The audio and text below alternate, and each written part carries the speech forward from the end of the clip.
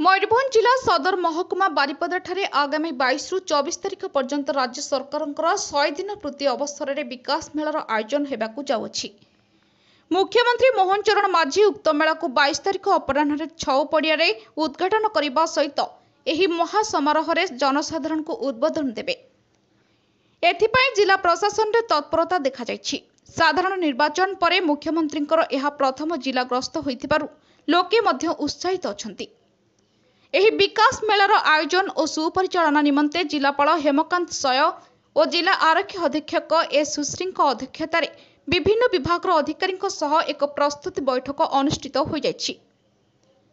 बैठक में भित्तिभूमि सुरक्षा व्यवस्था, ट्राफिक परिचालना, जरूरीकालीन चिकित्सा एवं सेवा उपरे विशेष आलोचना करा जायथिला। आयोजन हेबाकू जाउथिबा विकास मेला 22 तारिख रु आरंभ होई 24 तारिख पर्यंत चलिबो बोली जिला प्रशासन पक्षरु निष्पत्ति निया जायछि। एही 3 दिन रे समस्त विभागीय उन्नतिमूलक कार्यर प्रदर्शनी हेबा सहित विभिन्न सांस्कृतिक एवं रंगारंग कार्यक्रम मान अनुष्ठित हेबो। बैठक में अन्यमानक मध्यरे जिला परिषद मुख्य उन्नयन अधिकारी रजनीकांत स्वाई, जिलार 4 जन अतिरिक्त जिलापाल विभूतिभूषण नायक, नेत्रानंद मल्लिक, उदय कुमार महापात्र, दौलत चंद्रकार, बारिपदा उपजिलापाल ईश्वर चंद्र नायक, आंचलिक परिवहन अधिकारी विश्वराज बेहरा, बारिपदा पौरपालिका निर्वाही अधिकारिणी डॉक्टर मधुस्मिता सामंतराय समेत समस्त जिला स्तरीय अधिकारी और गोष्ठी उन्नयन अधिकारी माने उपस्थित थिले।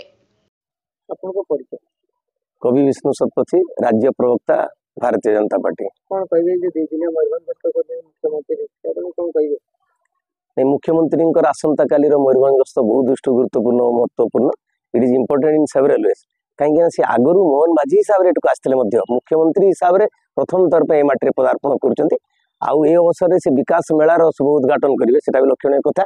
एवं आगु अवश्य एठिकी 2 उपमुख्यमंत्री कनकवर्धन सिंहदेव और जो प्रभाती परिडा से आसारी कि मुख्यमंत्री निजे आसते, तो सी यार जो शुभ उद्घाटन कर बहुत बड़ कथा हो। एवं काली जो कार्यक्रम संक्षेप में कहले एमती हम से 1:35 पहुंचे, 2टा बेलू सभा समस्त उद्बोधन देवे, गत 100 दिन कथा कहे, पुणी आगामी समय संकल्प आमर परिकल्पना रूपकल्पना ब्लूप्रिंट तो रखिए। आउ बड़ कथा हूँ यहाँ जे तापर पर तो सी माने जगन्नाथ माँ अंबिका को दर्शन करेंगे, जगन्नाथ मंदिर जी राति रही करेंगे।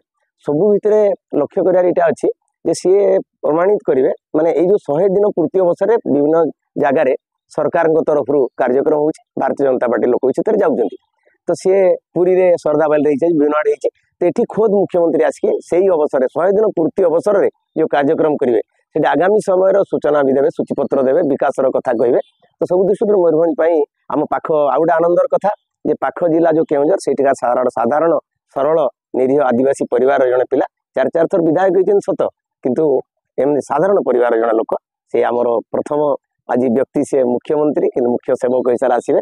तो समस्त भितर साधारण उत्साह उल्लास रही बहुत दृष्टि मुझे बहुत एपाई गुरुत्वपूर्ण। मयूरभंज माटी स्वागत करने अपेक्षा कर रही ये रही निश्चय स्मरणीय हो कि विशेष कथा से घोषणा करूँ एवं आशा भी करवा सरल मनर तरल कथा से समस्त आगे रखिजे।